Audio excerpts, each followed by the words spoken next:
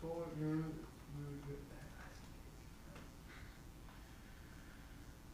that way you're So you had all bummed out about the Cowboys, but you guys still are 5-2. I don't get too emotionally invested in anything, honestly. How are you a Cowboys fan? So when I was younger, I had an older cousin Then who what was can I about do 10 that? years older than me. He This was a huge Cowboys fan, and so like I looked up to him in comics, so I was like, I'm a Cowboys fan.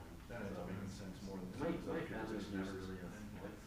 Like my dad probably, I mean, he is a Miami fan, but he's not into like professional sports much at all. Yeah. He's an Iowa fan in college. I mean, like I don't know how. I mean, I guess my fandom. My dad would watch jazz games. But, pretty big fan of that. I like college sports. He had zero investment in it. my dad's love of college sports is just to like turn it on so you can take a nap. He was not like I was the one in my family that was like really into sports. Even then, I was more professional. I didn't even get into college until I was like in college. Yeah. I mean, I love March Madness, but March Madness is like my thing. Yeah. No, I loved March Madness. I would try and skip school just so I could watch the tournament. Oh my.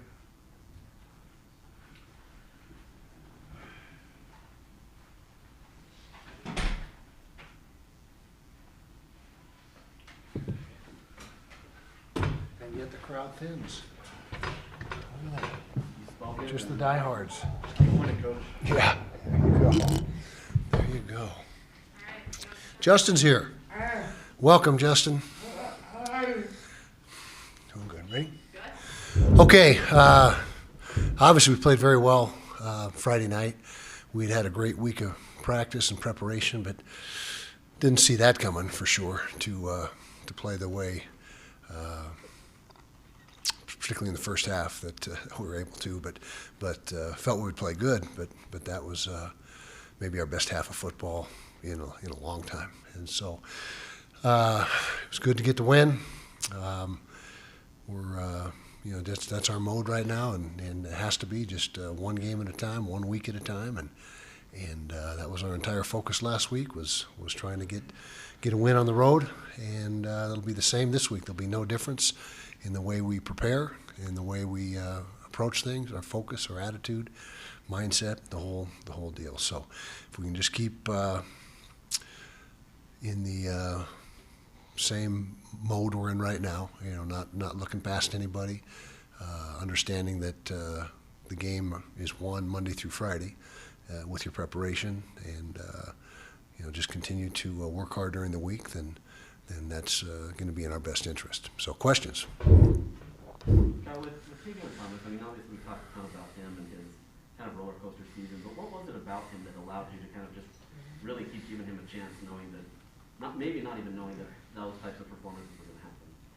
Well, it was the talent level that we saw. I mean, his talent is very apparent, and he's got size, he's got speed, he's got quickness, he's got pretty much everything you look for in a running back. And it was just a matter early on of the ball security was not where it needed to be. We by no means ever even considered giving up on him. We just knew we needed to continue to bring him along and get him to the point where everyone felt confident in him carrying the football and that he was going to protect it. Is there any guys who are out for the year? No, not new guys. Yeah, nobody from the past game. Now going into the game on Saturday, they snapped a 20-game losing streak. Do you feel like that they kind of now have that spark to where you guys, it's going to be a little bit more of a challenge going in on Saturday to face the Wildcats? Oh, Arizona snapped their game. Okay, yeah. Sure, they got confident. That game has to give them confidence, and they got the win, as you mentioned, and I'm sure they're going to do everything in their power to build on that and try to continue the momentum. But and then conversely, we're going to do everything in our power to try to get a win on the road, and so we'll see what happens. Is there any concern of maybe complacency, just given Arizona's struggles and what they've been this season? Maybe the kids are looking beyond. Sure hope not. We'll have team meetings today and address that very possibility. But I would guess that the group that we have here is is got great leadership. I know they have great leadership, and they'll handle it just like we have past several weeks. It's just we're settling into our routine, and it's just rinse and repeat every week. You just start over and do the same things. With a team like Arizona, I think if I remember right, they've gone through like 5 quarterbacks this year. I don't know if many teams have ever done that. How do you prepare for a team like that, knowing that really they're kind of still throwing things at the wall, hoping that something sticks? Yeah, I think they were pretty comfortable with the rotation they had last week, and my guess is that they'll feel like that's probably maybe where they've settled. We'll see, obviously for sure on game day, but they have had a revolving door of sorts there, and not able to really get settled in, but they did a nice job on Saturday. When you guys played on Friday, did the team have Saturday and Sunday off? Yes, gave them Saturday, Sunday off. Does that benefit you, especially towards the end of the year, where even though it's only one extra day off? Oh, absolutely. Yeah, any downtime and rest and recovery time you can give them right now is a positive, and they had been going 12 straight days prior to that, or more than that, 16 straight days leading into Stanford because of the short week, and so we try to make up for that and give them some good downtime. But downtime is only good if you maximize it and take advantage of it, which we hope they did. What's your knowledge of jetfish? I don't think you've ever crossed paths. I don't know him very well. I've got to know him a little bit at some of the Pac-12 functions over the last year. Seems like a great guy, and he's got a strong resume. But no, I don't know him on a personal level, and have not had a lot of interaction. What Do did you you guys make of? feel, No, go ahead. it's hard from all the way back here. Do you guys feel the pressure of leading the Pac-12 South? What's your mindset / your team's mindset when approaching being number 1 in the South? I don't personally feel it, and I don't think our players have, there's no indication that they felt it, and we never even talk about it in meetings. We just say we're in good position. That's as close to talking about the standings as we come, and just know that, and the key to everything is that we control our destiny. That's the main thing, is that we are able to control our destiny and not rely on anybody else. So, yeah. Kyle, are you aware that you're 1 win away from tying the program record for coaching wins in a career? No, but I guess you just said it, so I am now. Is that right? Okay. Didn't mean to catch you off guard there. Oh, that's all right. We talked last week in the wake of Gary Patterson leaving about your legacy, what you've done. Approaching a record like that, does that do anything for you in terms of thinking back about what you've accomplished? It does things in terms of feeling fortunate and blessed of all the great players that I've had the chance to coach and that have come through here and have put that record together, because it's not my record. It's a culmination of a bunch of really good players, a bunch of really good assistant coaches, a bunch of good support from the administration, all tying together. So that's how I look at it. You sent a lot of guys, obviously, to the NFL. When you look at Devin Lloyd, what do you see as prospects for this role? I see exactly what the NFL looks for in linebackers. He's got the size, the speed, the explosion, the athleticism, the intelligence. Everything that you see in those elite linebackers in the NFL, Devin possesses, and he may have had his best game this past Friday night. He was outstanding, and that interception he made was incredible. And he's leading the league in sacks, I believe, and leading the league in tackles for loss, and somewhere in the top 3 or 4 in total tackles. So he's having an exceptional year. Go ahead. Kyle, to follow up on what Jeff asked, the interception, after seeing that on film, just about the athleticism and just the wherewithal to make that play, come down with it, just what did you see on film? Yeah, it's incredible. When it happened in real time, I said, what just happened? Because it was so bang, bang. And then you look at the replay board, and it's still like, how did he do that? I mean, the ball was, 4 feet away and thrown, hard, and he was able to, have the hand-eye coordination and the awareness and the anticipation to make that play. The fact that he had receiving experience in high school, can he draw upon, those things from his past in playing out there on the defensive side of the ball? I think without a doubt that helps him out. It's more so ball skills come more into play as a DB than a linebacker, but he's maximized pretty much every opportunity he's had to make an interception, because he does have outstanding hands, and that stems from as you mentioned, his experience as a receiver way back when. you love takeaways, and you've seen a lot of them over your career. As kind of an unexpected, incredible interception, does that measure up? Maybe Kruger had one against BYU that was pretty unbelievable. I don't know that there's that many out there I would even compare to, though. Can you remember some? Certainly the Paul Kruger one where he came back on the loop and got in the throw lane. Sean Smith had some spectacular interceptions when he was here. I remember a one-hander against Wyoming up in Laramie. But it's got a rate in the top 2, 3, or 4 that I've ever experienced here at Utah. Now, in 2019, you had one of your most efficient offenses that you've had probably in your whole time here. This team is rivaling a lot of that in the sense of efficiency and being able to move points. I mean, when you compared the team in some respects to 2019, is this kind of what you were seeing in terms of their talent and their ability, or what's kind of that? Offensively, I would say yes, and that's why it was so frustrating early in the year, because I knew that we had the pieces and the just the general building blocks to become a really good offense, and we sputtered early in the year.